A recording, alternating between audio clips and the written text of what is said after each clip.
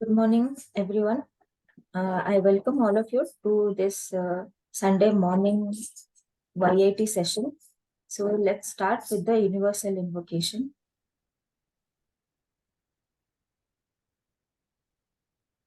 O hidden life, vibrant in every atom. O hidden light, shining in every creature.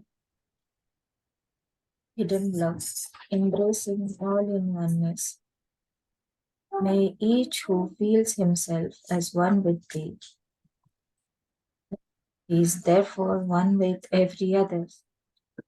Let's observe silence for a couple of minutes.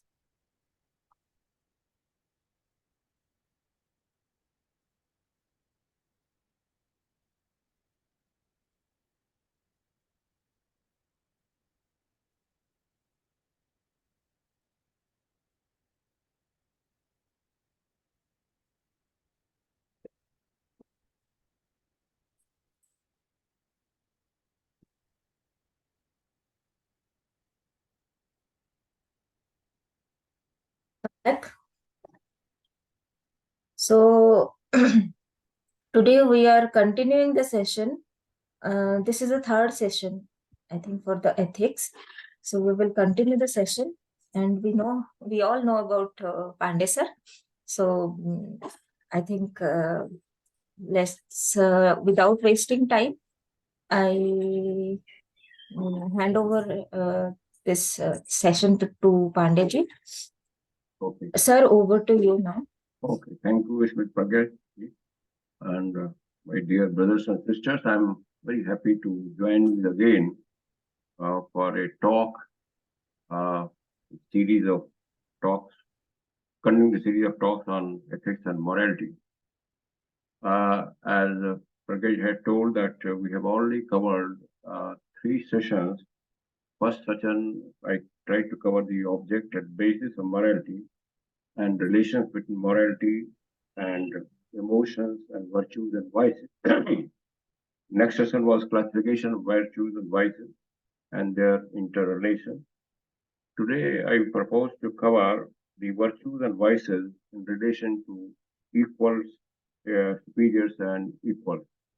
And next session can be covered with inferiors, in relation to inferiors, and the interrelation between virtues and vices. Because when we talk about ethics and morality, the virtues naturally comes as a product of that, all the behavior. And when virtues comes, then vices also come. Because there is also, in manifested world, there is always a negative aspect of every positive aspect, and that polarity works. So virtues and vices, it is also important to know relation between virtues and vices and how a gets converted into vice and how a vice gets converted into virtue. That is also will be covered in the next session. So today we see virtue and vices in relation to superiors.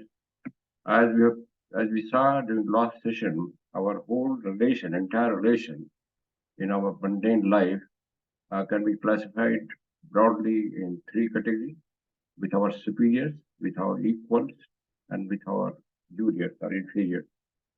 So there are entities who are superiors to us. There are entities which are equal to us. There are entities which are junior to us, or we can say inferior to us. So today we cover our virtues and vices in relation to superiors and equals. So this three broad classification of relation in the society we have to keep in mind. Our superiors start from the divine, God, divine, or whatever name you give it. Devas, angels, devas, angels, they are superior to us. They are there and their functions are there. Then we have got our chief of the state. Earlier it is the king. Today, nowadays, the president or somewhere prime minister head of the state. Whether India is head of a state is president. Then we have got parents, teachers, and aged persons. All the persons who are more aged than us, though they may be less educated, they may be less privileged, they are also senior to us. So our conduct to all these superiors have to be in line with the ethical principle. And similarly, we have got equals, for example, husband, wife are equals, friends are equals, brothers and sisters are sometimes equal, sometimes they're junior and senior also. And in society, our friends, our co-workers, our colleagues, there are equals, that we have got certain standard of conduct and behavior towards them. Then we've got juniors, our children, our people, and persons who are younger to us, then persons who are weaker than us in knowledge, in strength and resources. And then our conduct has to be also in respect of them in light of the ethical principle. So coming to the superiors, for the superiors, our relation, the virtue expresses in the terms of reverence. We revere all the seniors. The reverence starts right from the God or divine, and in theological language we can say the natural laws, nature's laws, because God expresses as the laws of nature. So we must revere all the laws of nature. Revere means we should conduct our life, mold our life in accordance with the nature of law. And then we will feel happy, we'll be satisfied, we'll feel healthy. If we do go against the nature's law, then a contrary effect will come. We feel misery, we become unhealthy, and a lot of problems come. So reverence to the God means reverence to the nature's law in theological philosophy. Otherwise, if you believe in some God, yes, revert to the God also, and revert to the divine, entire divine principle. So, because the divine principle is source of our life, the one self or nearest God, since our very being is rooted in Him. So, it is the Bible says we live, move, and have our being in it. Our Vedas says our whole existence is Brahman. We are Brahman. So we have to revere the Brahman principle in us, inside us, our higher self. So the reverence reverence expresses in our, if we revere our divine principle, then the virtues which expresses in our daily conduct towards the society will be our humility, devotion, peacefulness, serenity, gratitude, and self-sacrifice. Gratitude and self-sacrifice that will flow from our principle of reverence to the superior, because we feel that all the laws of nature, all the divine principles are helping us. So we feel gratitude to them, and also they help us to the agents, human beings. They help us to our colleagues. So we feel gratitude for all the benefits or all the things received from various quarters. And then we also self-sacrifice, because we see that nature sacrifice itself, our divine principle sacrifice itself, and other people sacrifice their time, money, and resources for sustaining us. So we are also impelled to self-sacrifice. So these virtues directly flow from reverence to the divine principle. And then it comes to utter self-surrender. That means whatever good work we do wholeheartedly. We uphold the principle wholeheartedly. That is the self-surrender. So that brings with joyness, and optimism. We are always optimistic about life, whatever happens in life, adverse situation comes. But we are always optimistic, and we then have confidence that everything is for good. Everything is happening according to laws of nature, and that everything is for good for individual and also for society. And then we feel then inner peace, inner joy, and inner stability. And then out of this also comes before the tolerance, with wide heartedness and broad liberality. The reverence to the superior, to a divine principle, also generates in us the habit of tolerance. We tolerate other people, we tolerate people of other faith or other opinion, other races, other nationalities. So we tolerate. The tolerance is one of the great virtues even prescribed in the faith of Master. So, and wide-heartedness, liberal-heartedness. broad understanding. We come out from our narrow thinking, narrow prejudices, and become liberal towards all. These virtues come from the reverence to the divine outside and divine inside, because we feel divine in everybody. So we become liberal and we become tolerant to everybody. Virtues shown indeed towards equals and inferiors, but having their root in the reverence for the divine principle. The cultivation of these virtues is all comprised in our duty to the God, to the divine principle. These virtues, by these virtues, if we cultivate these virtues, what virtues? The devotion, humility, serenity, gratitude, self-sacrifice, self-surrender, tolerance, and broad liberality in our views. So that is by that these virtues we pay our debt towards the divine principle, and we act according to the laws of divine plan, and our spiritual nature gets unfolded, and it also leads to our own evolution in the whole scheme of the evolution of humanity. Uh, the reverence felt towards the God principle and meditation on his perfection produces in us, by the creative power of thought, the image of that perfection. Worship, prayer, or meditation is the spiritual food of the man. When we are saying man means our soul, and devotion lifts us above the storms of daily life. Our feet become steadily fixed on the eternal, and waves of time dash harmlessly over him. Then we are not affected by the changes in time, changes in circumstances in our life. Thou will keep him in perfect peace, whose mind is stayed on thee. This is again a quote from Bible. If we keep our principle, if we keep our focus on the divine principle, that means divine laws, and feel that they are working perfectly, then we are always peaceful in the all circumstances. The vices that grow, now we come to vices. The vices that grow out of the hate emotion, the virtues grow out of the love emotion, and vices grow out of hate emotion. Love and hate are the primary two emotions in the manifested world, as one of the masters also says. And all the virtues and vices are byproducts of those two fundamental principles of uh, hate and love. So from love, reverence comes, and from hate comes hate emotions. What are hate emotions? Towards superior, it manifests in the form of fear. So we fear when we are not sure about the divine principle, about the working of divine principle, then we start fearing the divine principle. That means that divine principle or God can harm us, can injure us, and also the superior. There may be boss, there may be state king.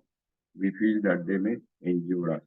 So superiors having the power to injure is credited with the wish to do so. And if we are having hate wise against the superiors, we always feel that some senior person will injure and will harm us. And sometimes it happens also. Hatred towards the divine or God soul itself is unbelief, not the intellectual incapacity to believe, which is the blame, but the wish to disbelieve. We deliberately disbelieve all the divine laws, divine principles, and that becomes irreverence and profanity.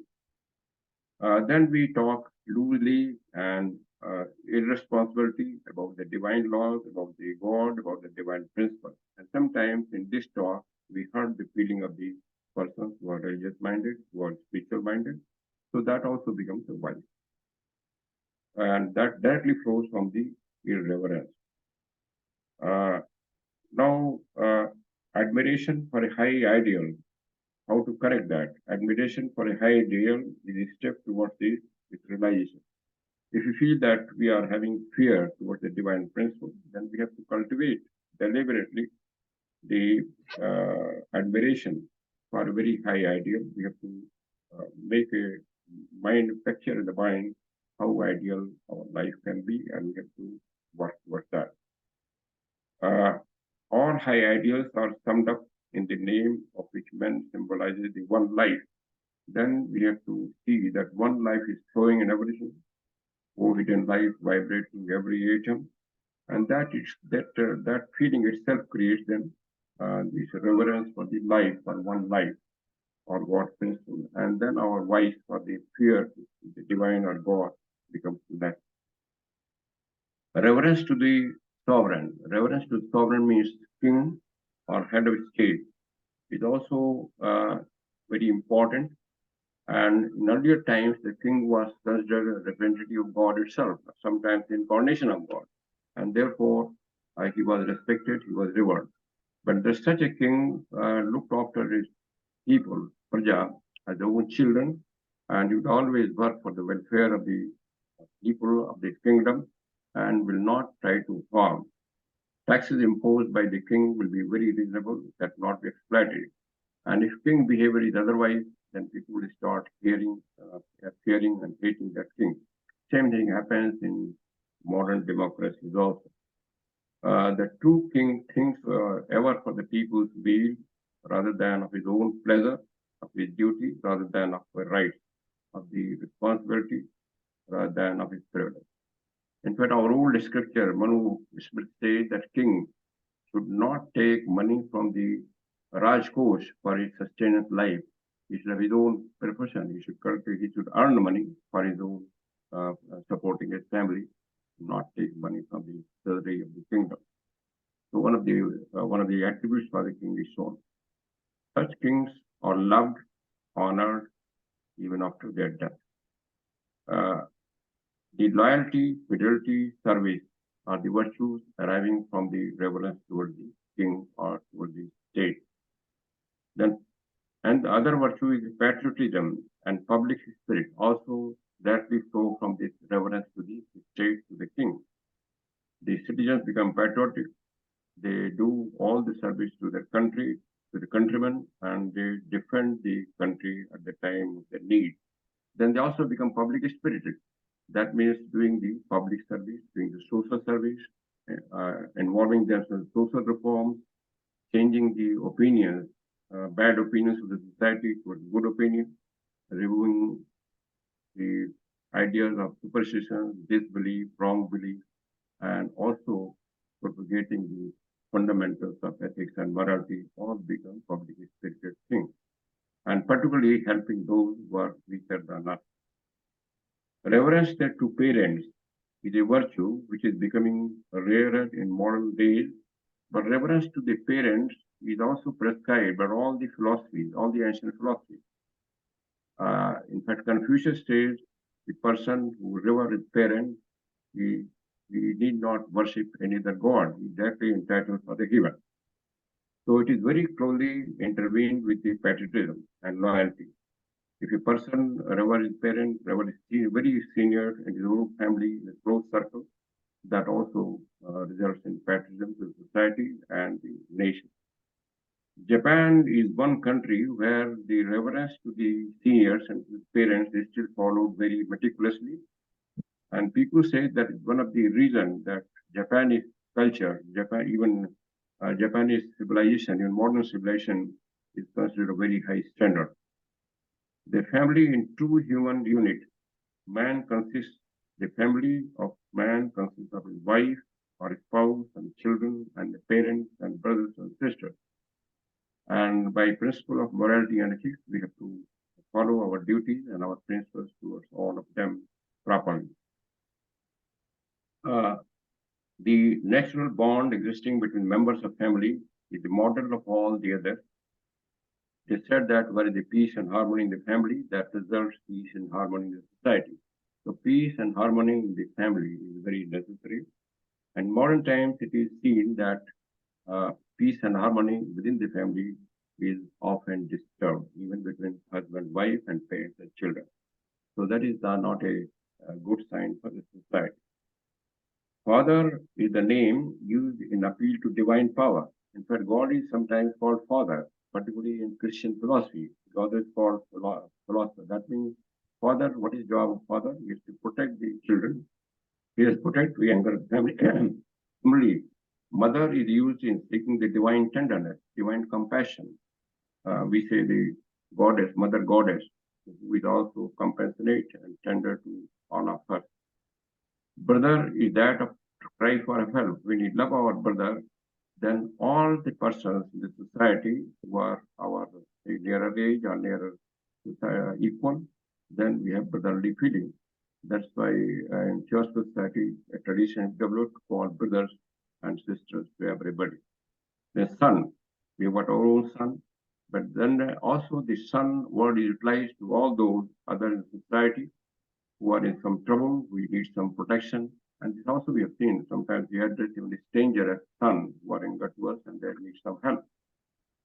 So for the words father, mother, brother, sister, and the son are actually indicator, not only a relation indicator of ethical principles in society, and to be used and or that feeling has to be inculcated towards others also, depending upon their status. That which is due to God is the universe to the king in the state, is due to parents in the household, and filial reverence in the home gives rise to loyalty in the state and the piety in the world. So this reverence to the God or divine principle, reverence to the head of the state or king, reverence to the parents, and all these are interconnected.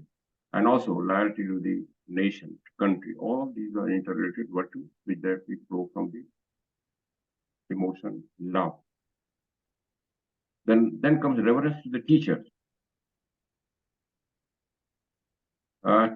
Place of teacher has been considered right from our ancient times a very high guru position, though in modern times that position is not actually seen, but except in society, that is a few societies. So reverence teachers is very important and also emphasized in all the society, in the teachings of all the ancient philosophy. Reverence and gratitude to the teacher. Guru, the office of the teacher is next to that of parents, father and mother, and most vital in its bearing and the future of the nation. Teachableness and obedience is virtues, and when the people see the teachableness, that qualified quality of teaching in a teacher, and also the devotion of the teacher to the teaching, the character of the people is also changed for the better. He develops trust and confidence in the teacher and also in himself. Trust and confidence, and also the gentleness and patience also gets generated by the virtues of teacher.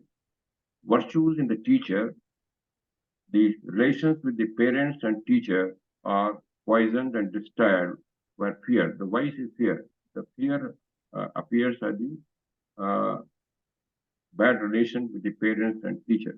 Then we hate superiors, take the place of we criticize our teachers, we do not love them, we do not hate them. Fear turns those naturally sweet and joyous relations into relations of misery, productive in the anger of the many vices like cowardice, falsehood, mistrust, suspicion, and slavishness. So these are the vices that are produced out of the hate emotions towards our teachers and parents. If sometimes we do not fear less but hate them, then we provoke and we insult, try to insult our teachers and also sometimes parents and superiors. The aged form the last class of the natural superiors. That we have covered the God, parents, teachers, then comes to aged, whosoever, even a stranger who are aged than us. Aged form the last class of our natural superiors, and a tender reverence for those is necessary to society. Respect the age. Because respect the age is also a universal principle followed in all the societies, all the civilized societies, and all the ancient teachings.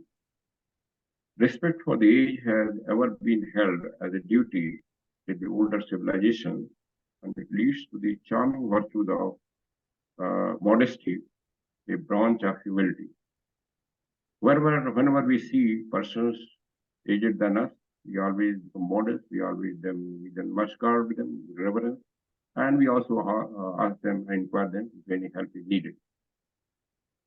Aged always readily place their experience, and what aged people do in turn, they always give their experience, share their experience because they have passed through their life.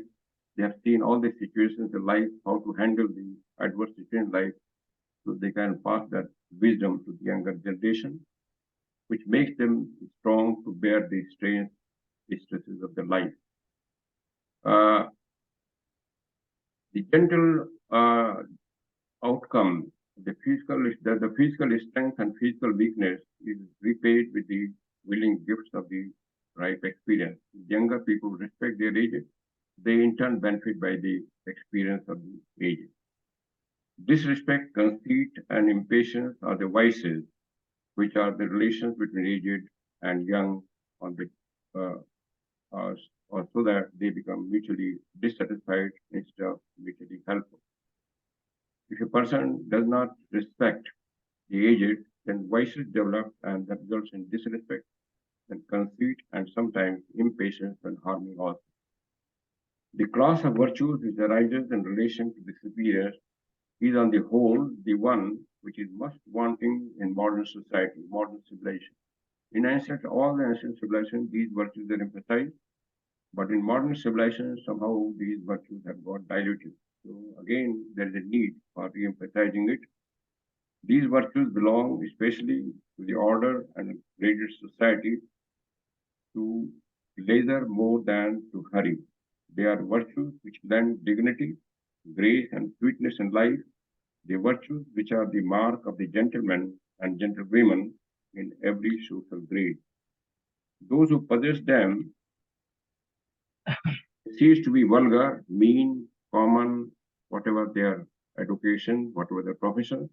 Those who are without these virtues, they are vulgar and ill-bred, whatever their nominal rank status in society. They belong to the liberal and courtly life, whether led in the castle or the cottage, and distinguished from the knowledge. Knowledge not necessary for the courteous and and liberal life.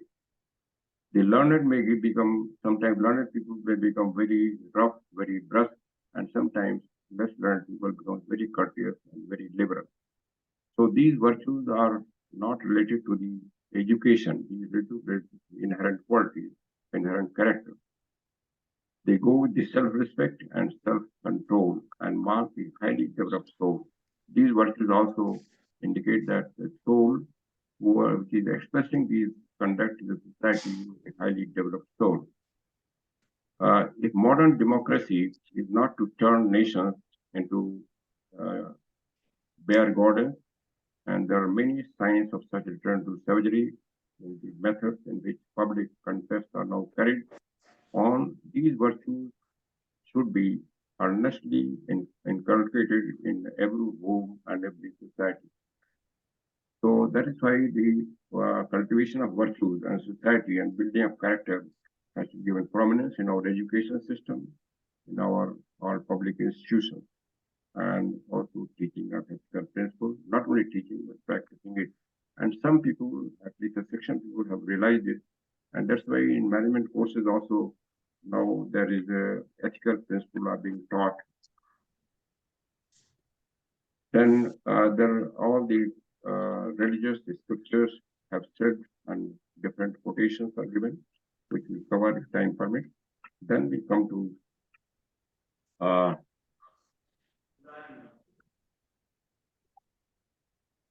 the virtues and vices relation to equal. We have covered the virtues, vices in relation to the superiors. Now we come to equal. The reverence, as reverence is the natural law taken by love when we come into relation with the superiors. So is the affection. The love manifests affection towards equal.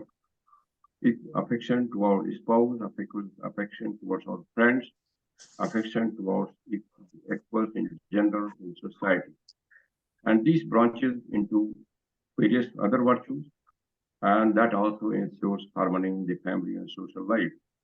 On the other hand, hate between equals shows us anger. If if a husband, wife, or friends are hating each other, then anger develops between them, and which results in violent effort to repel the object of the dislike. Hence, it is truly declared that whosoever hated his brother is a murderer. It is also told in the John Gospel. Whoever hates his mother, whoever hates his brother is a murderer.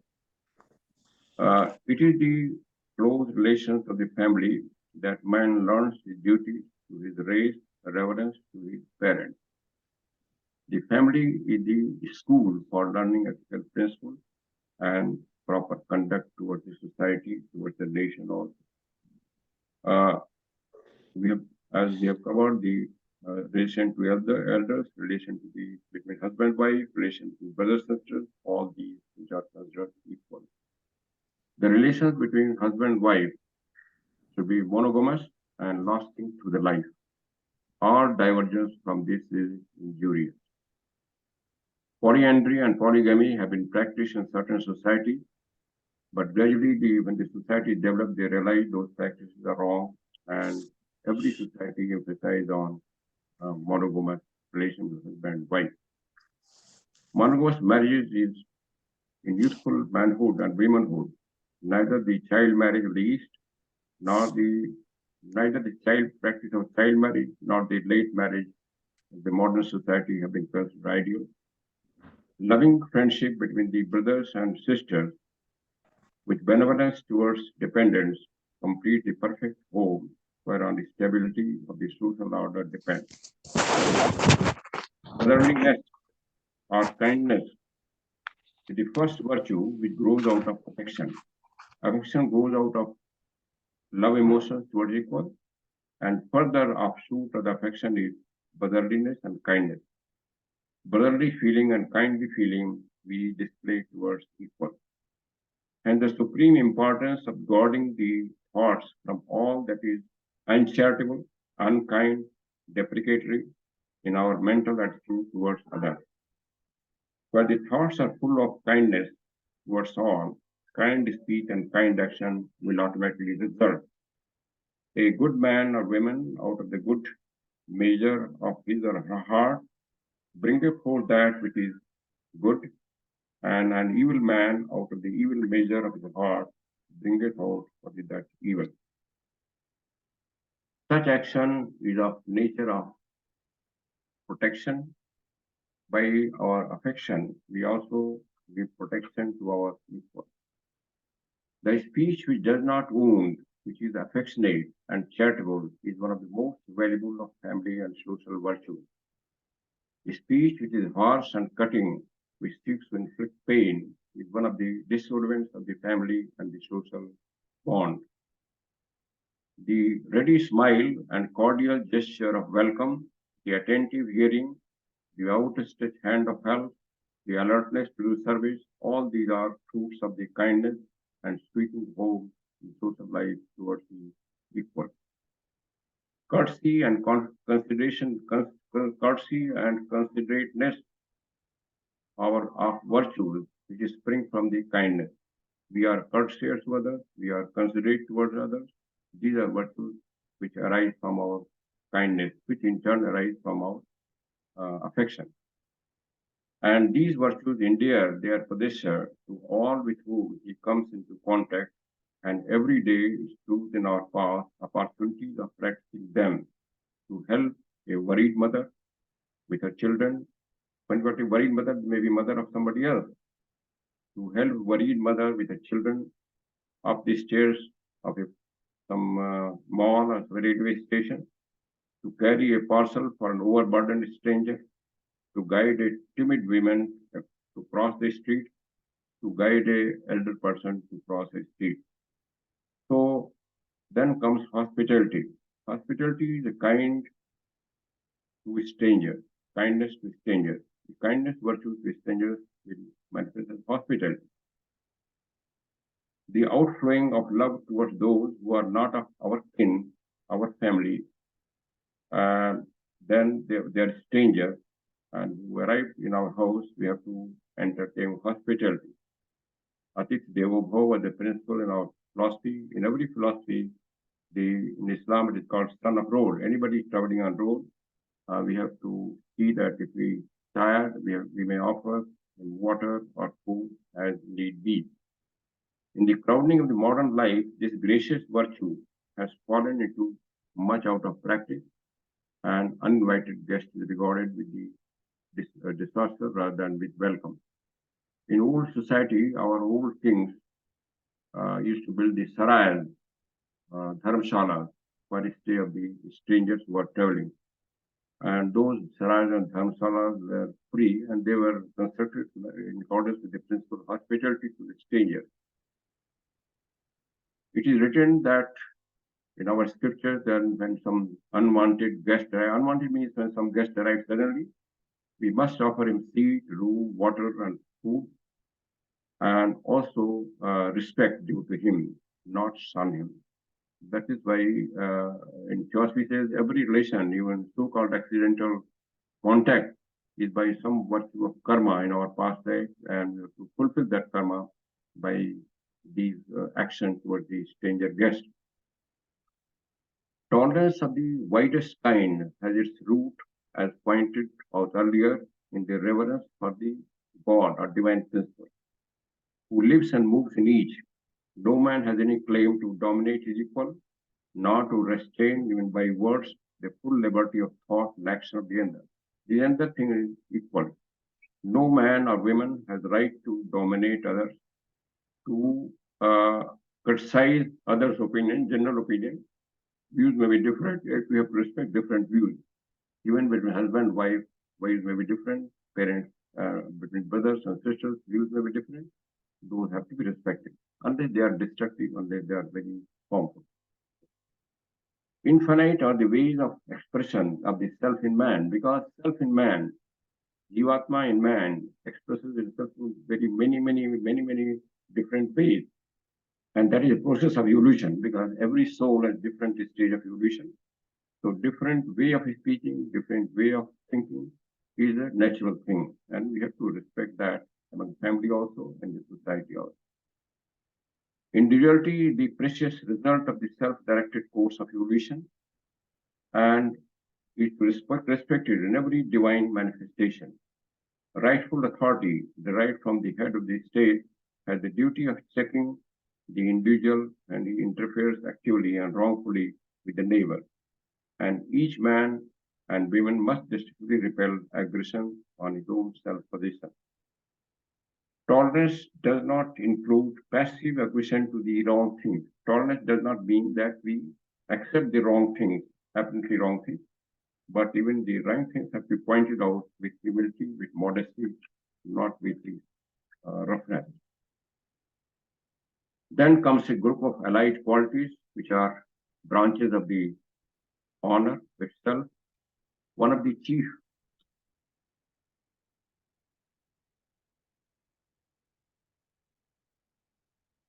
aspects of truth. Truth is also, principle of truth has to be followed with equal. And the virtues like uprightness, straightforwardness, fair dealing, trustworthiness, fidelity, honesty, cooperation. These virtues are directly derived from the truth. Uh, these virtues are invaluable qualities which mark the good citizen in all his dealings with the fellow men. He is open and above board in all transactions, never seeking an unfair advantage, never deceiving his neighbor for his own gain. His actions are honest, his words reliable. He is faithful to his engagements and is ever ready to cooperate with the others for the common good. In this, the Prophet Muhammad story is quoted that before he became prophet, he was before when he was just an ordinary person in society. He was one of the basic character of his conduct was the trustworthiness. In the society, he was known as a trustworthy. That whatever is entrusted to him, whatever he says, he would fulfill that. And when the story says when the Prophet Gabriel gave him teaching of this spiritual teaching, first he has doubt about those teachings because the conditions in the society were not conducive to accept those teachings. And then his wife, Falda, told him that God will not deceive those we are trustworthy. That means she put confidence in him that whatever you've been told by your inner voice, the divine principle, that has to be true. Do not doubt it. Do not doubt it. So this story is quoted that he was known for his trustworthiness before he became prophet. Where these qualities are found, the community or the nation is prosperous and respected, and although for the time in dealing with debate, a high honorableness may appear as disadvantage. Such persons does not put on himself on a very high table so that he may not become unapproachable by his other friends, other fellow men. Uh, then other virtues which flow from this affection is magnanimity and forgiveness, virtues which neutralize the harm that arises from the infliction of injury and wrongs by the evil-minded members of the community. Every community will have all sorts of people. Every community will have some people who intensely injure and harm others. So towards them, the virtue of affection will manifest as magnanimity and forgiveness. Magnanimity is slow to see evil, and whenever some person does evil, the person who is magnanimous, he will not immediately criticize, even if you try to punish him. He will try to give some benefit of doubt. He will try to see the circumstances which impel that person to the evil, and will try to correct those situations instead of punishing that person immediately. Not harboring suspicion. He will not suspect immediately when a wrong is indubitable. He will not consider wrong immediately without going into the things without detail. And he sees in true nature and proportion to its nature. It is the result of the wrong committed by the sufferer in the past. He will see that every wrong which is done to us, how it is coming out of our own karma in the past, and we have to bear it properly, considering it that we are paying debt for the wrong done by ourselves. So such philosophical attitude will impel us not to harm even evildoer and also forgive him or her. The magnanimous man takes a large view of life and makes generous allowance for the weakness of human nature in others, while striving himself to live on nobler level. That's why Master also in one of the letters say that we have to become kind towards all, towards animals, towards plants, and still more kinder to the person who does evil. Forgiveness or magnanimity in actions restores the offender to the equality he has lost by ill doing and closes the gulf he has opened. And that's why Buddha also says hate cannot be quenched by hate, hate can be quenched only by love. So the person who hates us, we should not hate in return. We should try to cultivate, reduce the hate first, and ultimately try to cultivate loving affection, affectionate feelings towards that person also, and that will change the behavior in the other person also, though it seems very difficult in the beginning. So this both magnanimity and the forgiveness, they both belong to the generosity, which keeps the memory for all benefits received. Generosity means that we keep memory of the benefits which have received from others, and we forget all the injuries which have been inflicted on me by others. This is the generosity. Knowing that benefits flow, because we know that benefits flow from the spirit, which is permanent, and the harmless harms flow from the evil, which is always impermanent. Then another virtue is urbanity, Smita, is the outward physical expression of the generous and magnanimous nature, and is the outcome and proof of the respect for the divine principle in oneself and others. It lies at the root of good manners and is effective in drawing hearts together and oiling the social machinery so that it runs smoothly and with as little friction as possible. That's why when Sage Jagjabal says in the Bhagavad Upanishad that a person loves his wife not because she is wife, he loves his children not because they are children, he loves his neighbor not because number, he loves them all because he sees the same Atman in them as the Atman in him. So he loves his own Atman by loving his spouse, by loving his children, by loving the neighbor. So this is the principle here brought out. The vices that spring from the hate emotions range among equals, show themselves among savages in murder, robbery, and physical violence of every kind. These are forms of anger carried to the physical extremes and need remedies, need scarcely be mentioned among civilized people. But anger in its minor manifestation lies at the root of the most of the unhappiness found in the families and society.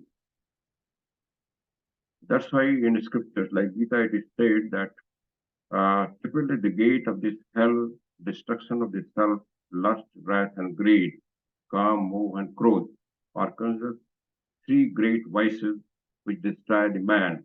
Man means the inner man. That means they inhibit our growth of the soul itself. Calm, krodh, and moh. Krodh is also present here.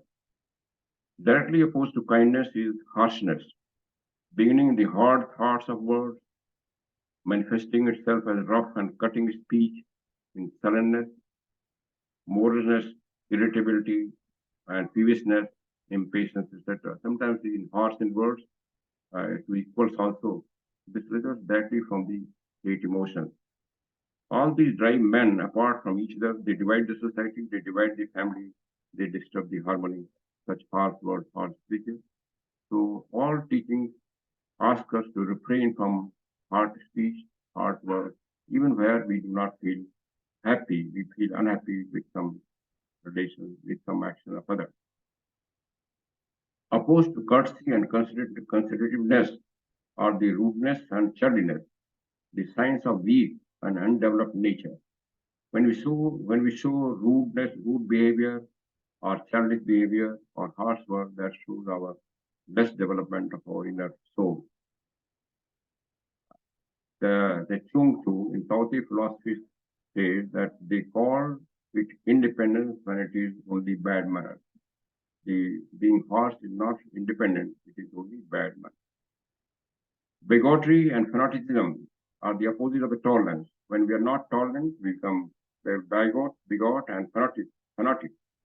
And these are roots from which spring all sectarian controversies and disputes destructive of the religion. They have ruined the peace of families and attained the bloody pages of history.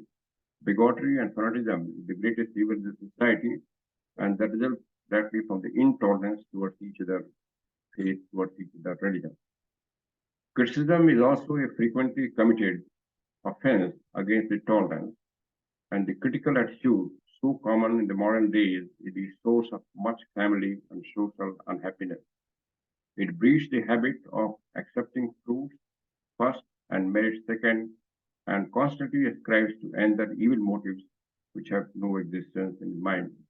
That's why the meditation diagram says we should not blame and criticize, we should only evaluate the action of others. It is prompt to perceive evil, slow to perceive good, and instead of seeking the soul of goodness in things, such person tries to see the evil in everything. It breeds cavility, carping, and deprecation. The group of qualities which spring from honor are opposed by the similar group springing from the dishonor as aspect of falsehood, crookedness, deceit, unfairness, etc. Are evils which undermine all social relations because they destroy the mutual trust and confidence upon which the social fabric is built. Suspicion, distrust, backbiting, slander, abuse spring from the meanness, the opposite of magnanimity, while vindictiveness with its children, revengefulness, and resentment is the ugly correspondence of the forgiveness. Urbanity finds the black counterpart in aggressiveness and insolence, the remnants of a savagery which has shown too soon the outer garment of the civilization. So, this presentation, the matter which I've shared, covers the virtues and vices in relation to superiors and equals and how they manifest in our conduct and various behaviors. These details have been mentioned here. So, as I told earlier, that most of the scriptures do emphasize it, the scriptures of all the religions. Our monastery says this is the extent of the man himself, his wife, and his children. Brahmanas, those declare that the husband and wife are known as the same. Manusmriti says the husband and wife should consider themselves equal to each other. The elder brother is same as the father. Again, Manusmriti says the elder brother is same as the father. The wife and the son are one's own body. The wife and sons are one's body. That means a person has to consider his wife and sons as their own person. And the same preferences again. Then it says there's no difference whatsoever between Sri and wife, Lakshmi and wife, and one has to treat the wife, or wife has to treat husband respectfully. He who is dishonest in speech is dishonest in everything. Again, Manusmriti. Then Bhagavad Gita, however men approach me, even so do I welcome them, for the path men by taken lead to mind. That means different faiths, different ways of thinking, all have to be respected because they all lead to the evolution of the man at that stage. Then Zoroastrian philosophy says, whoever loves every object of creator is a suppressor of his own feelings. For this is well-qualified prudence and intuitive wisdom is shared in religion. This teaching emphasizes respecting, loving every object of creation, not only animate object, but even inanimate object. The man who hates men, devoid of greed, who takes delight in splendor, and the man who nurses revenge, and when in power wreaks his vengeance, are men unto demons and the daityas. The person who conduct in this way, they are born as demons and daityas, philosophy says. We sacrifice unto peace whose breath is friendly and who is more powerful to destroy than an other creature.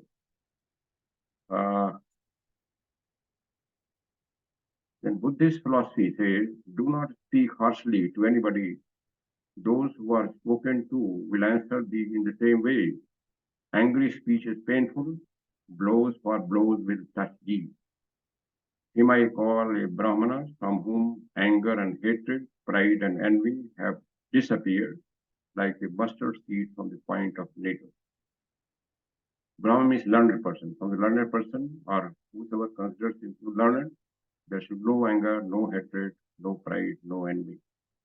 He who is tolerant with intolerant, he who is tolerant with intolerant, the person, other person intolerant, we also advise to become tolerant towards that person. Who patiently endure punishment, who is merciful to all creatures, he might declare Brahmana. This is the quality of Brahmana prescribed in Buddhism. So then the Christian philosophy said, let brotherly love continue, but not forgetful to entertain the stranger. We should not forget to entertain strangers, and brotherly and love feelings should flow towards all, even towards a stranger.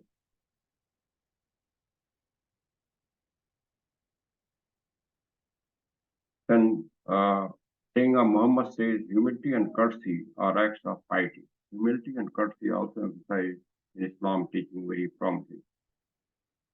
O true believers, carefully avoid entertaining suspicion of another, for some suspicion are a crime. Again, teaching of Muhammad says, O true believers, carefully avoid entertaining suspicion of others, for the suspicion are a crime. Inquire not too curiously into other men's failings, neither let the one of you speak ill of another in his absence. That means avoiding gossip, avoiding backbiting is also prescribed in all religion, and at the feet of Master also very strong. So the servants of the merciful are those who walk meekly on the earth, and when the ignorant speak unto them, answer peace. This is also Islamic teaching that the who are devoted to God, they walk meekly on the earth, and if the person behaves rudely to them, their answer should be only peace, shant. So with these, I think I completed the presentation today, and the person, the subject of relation to the inferiors or juniors and the international devices, which I will propose to cover in the next session. Thank you. Thank you, sir. And you explained everything about ethics very clearly and elaborately. So I also didn't know so much thing about ethics. I mean, not only physical but and spiritual also. You explained, you covered everything like duty and what is right, what is wrong, and in the process of that, if it's not like we shouldn't do anything wrong, but in that process we shouldn't hurt anyone, or if somebody does something wrong, then we should explain them very uh, calmly and compassionately. So many things you have explained, and you have explained everything about what other religions are also uh, telling about ethics and unity of life. You have explained nicely. Thank you, sir. Thank you so much. And without wasting time, I think we are open for discussion. Anyone wants to ask something to Pandey sir, then you can ask. Or add something. Yeah, if anyone wants to add anything.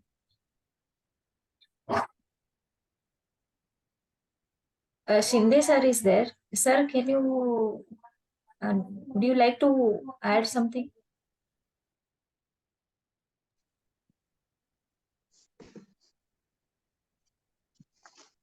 Hello, am I audible? Yeah. Thank you, Panditji. Very nice Namaskar, subject. Namaskar. Namaskar, namaskar. You have selected very nice subject because ethics is essential nowadays. Human ethics is to live peacefully. It is only human being who is not ready to live peacefully.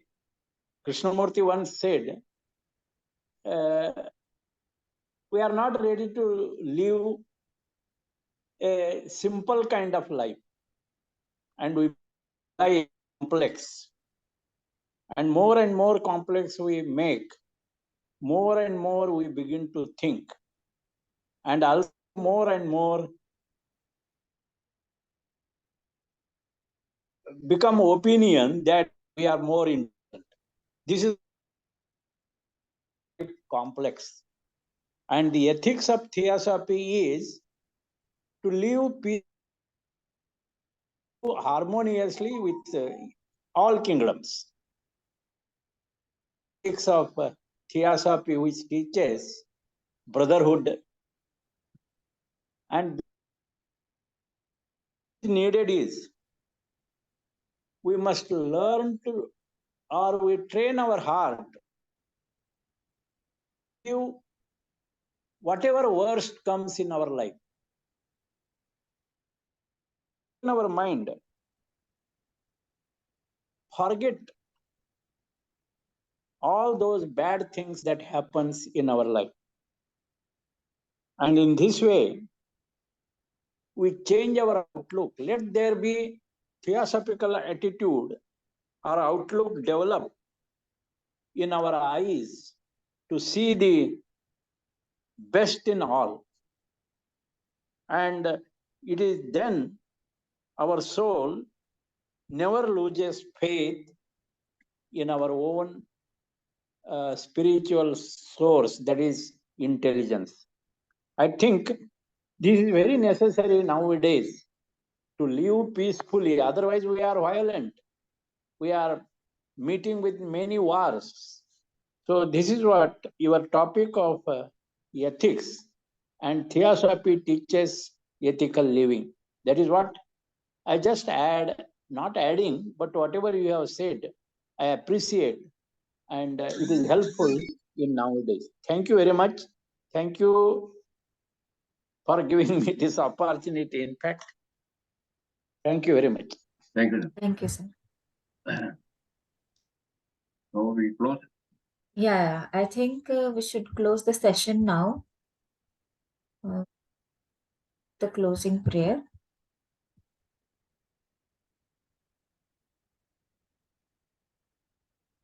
Thank you everyone for joining. So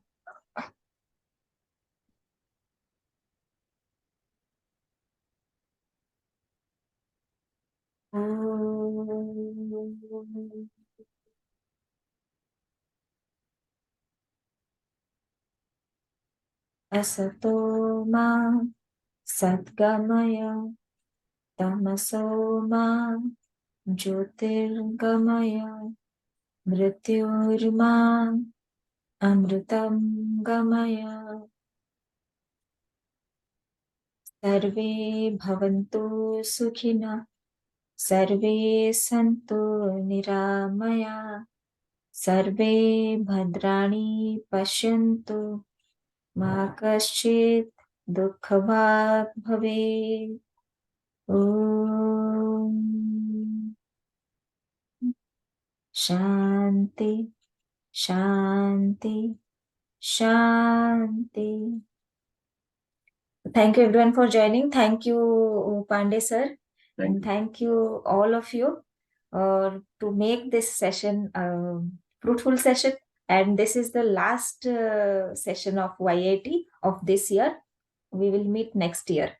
Happy New Year. Thank you. Happy New Year. We all.